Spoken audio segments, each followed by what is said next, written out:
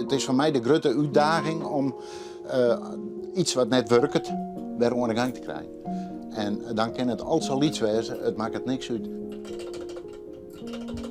Er zitten spoeltjes bijvoorbeeld in een kwartsklokje of 10 of toren. Nou, die ben zo iets en er zit heel iets wikkelingje omheen.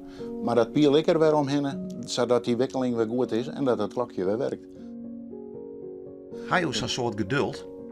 Daar moet je wel op rekenen, ja. Ik heb wel eens koekoeksklokken gehad en die heb ik wel 10 keer uit elkaar halen. Weer opnieuw om daar weer, of tenminste weer te zien, waar jacket het nou weer en het weer goed te krijgen. En dat krijg ik dan ook voor elkaar. Het gaat mij altijd om het resultaat.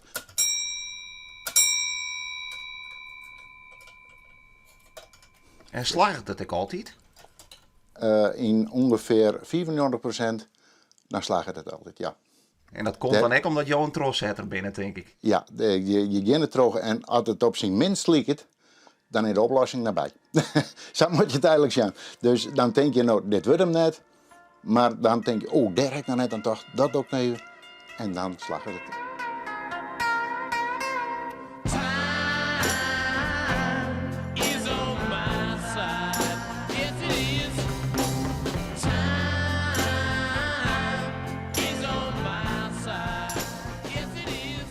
Ik zit vroeger op een legere squallen in Gouw. En achter die squallen daar ben een klokkenmaker. En die repareerde alle soorten klokken die er maar te vinden waren. En die gingen dan net naar de stad, maar die gingen naar hem toe. En ja goed, ik wie er altijd nog niet. Als ik iets kreeg en dat ging mechanisch wat op een del of 10 of toren, dan moest ik zien hoe dat werkte. En dan had ik dat ding uit elkaar. Dus daar is mooi begonnen om samen te zeggen. Maar ja, goed, om het weer in elkaar te zetten, dat weer natuurlijk een tweede. En als ik dan bijvoorbeeld een klok hier, 10 of toren, dan ging ik naar hem toe, als ik het net weer klaar krijg om te repareren.